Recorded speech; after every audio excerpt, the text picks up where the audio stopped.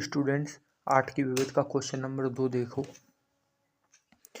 कोई जीपी है यानी गुणोत्तर श्रेणी है, उसके कुछ पदों का योग 315 है। यानी कि कोई जीपी ले ली हमने ए प्लस ए आर स्क्वायर, इस प्रकार से कोई जीपी है, उसके कुछ पदों का योग कितना है 315। मान के चलो एन पदों का योग जो है वो कितना है 315। तो एन वा पद क्या होता है ए आर की पावर एन माइनस 1 बराबर 315। यानी कि एक जीपी ले ली हमने ए आर स्क्वायर और उसके कुछ पद यानी कि एन पदों का योग मान लिया हमने कितना है 315 है। ठीक है, तो ए आर स्क्वायर, इस प्रकार से एन वा पद जो होगा वो ए आर की पावर एन माइनस 1 बराबर हो गया 315 यहाँ तक। ठीक है, उसके बाद आगे देखो, प्रथम पद व सार अनुपात 5 तथा 2 है। यानी कि पहले वाला पहले वाले के बराबर है, दूसरा वाला दूसरे वाले के बराबर है। यानी कि प्रथम पद तो 5 हो गया, यानी कि जो हमारा ए है ना ये कितना है 5 है, और सार अनुपात है वो कितना है 2 है, यानी कि जो आर है ना वो कितना है 2 है। तो अंतिम पद यानी कि ए आर की पावर एन माइनस 1 तथा पदों की संख्या ज्ञात करो। तो देखो स्टूडेंट्स, पदों की संख्या का मतलब है हमको एन निकालना है कि ये कितने पद हैं, 1 2 3 4 5 ऐसे एन पद है ना। यहाँ पे एन माइनस 1 तो घात है, पद कितने एन है पद। ठीक है, क्योंकि ये एन वा पद है। ठीक है, अब यहाँ पे देखो स्टूडेंट्स कैसे करते हैं क्वेश्चन को। देखो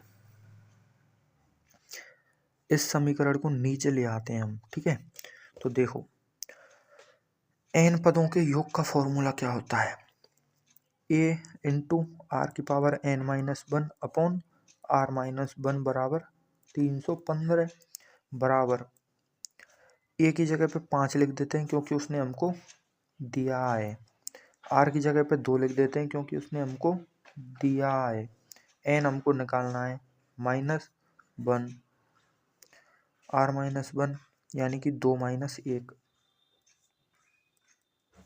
बराबर दिया है 315 दिया है उसने हमको बराबर में। ठीक है, अब इसको यहाँ पे सॉल्व कर लेते हैं स्टूडेंट्स।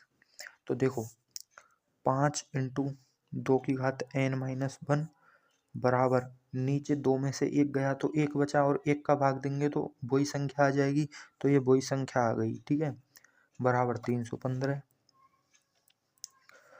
अब 5 है इधर 315 है, तो 5 से काटेंगे कि नहीं काटेंगे, काटेंगे सर काटेंगे। तो देखो 31 है, 3 में तो 5 का भाग जाता नहीं, तो 31 में देंगे। 31 में 5 का भाग कितनी बार जाता है 6 बार। कितना आता है 30 आता है। तो 31 में से 30 तो आ गया, एक बच गया तो ये 15 हो गया। अब 15 हो गया तो 15 में 5 का भाग देंगे तो कितना आ गया 3 आ गया, यानी 63 आ गया आंसर। तो यहाँ हम लिखेंगे 2 की घात n माइनस 1 बराबर 63।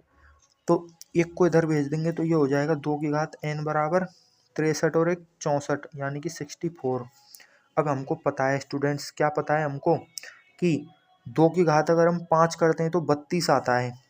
2 की घात 5 बराबर 32। अगर दोनों पक्षों में 2 2 का गुणा कर दें तो ये हो जाएगा 2 की घात 5 इंटू 2 बराबर 32 गुणा 2 बराबर 32 और 2 कितने होते हैं 64। यानी कि 2 की घात 5 और 2 की घात 1 कितने हो गए 2 की घात 6, यानी कि 2 की घात 6 कितना होता है 64 होता है। तो इस 64 को हम लिख लेते हैं 2 की घात 6।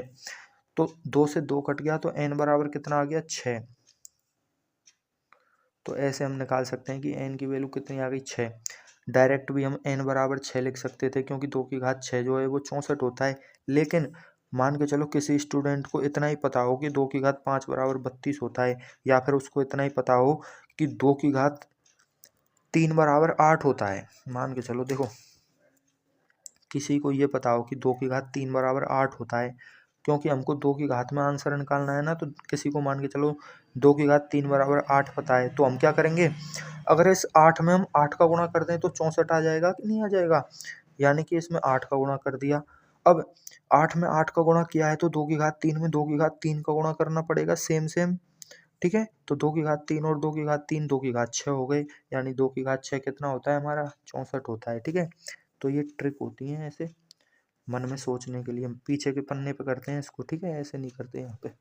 अब देखो n की वैल्यू तो आ गई कितनी 6। तो हमारा एक क्वेश्चन तो हो गया। यहाँ पे देखो पदों की संख्या निकालो, तो पदों की संख्या कितनी आई है, 6 आई है भाई, n की वैल्यू 6 आ गई। फिर वो हमसे कह रहा है कि अंतिम पद निकालो, ठीक है। तो देखो हमको पता है कि अंतिम पद होता है n वा पद यानी an, और an कितना है हमारा, ये रहा a r की पावर n-1, यही तो है अंतिम पद। तो बराबर a की वैल्यू 5 रख दो, डॉट r की वैल्यू 2 है हमारे पास, n-1 यानी कि 6-1 करेंगे तो 5 आ जाएगा, यानी 2 की घात 5, यानी ये आ गया हमारे पास। 2 की घात 6 नहीं करेंगे इसको, क्योंकि नीचे इधर 5 है इधर 2 है, ठीक है। तो 5 का गुणा करेंगे 2 की घात 5 से, यानी 5 का गुणा करेंगे 32 से, ठीक है। तो 32 का गुणा अगर हम 10 से करते हैं तो 320 आता है, तो 320 का आधा करेंगे हम तो 160 हो जाएगा, यानी 32 पंजे 160, यानी कि हमारा जो अंतिम पद है ना वो कितना आ गया, 160।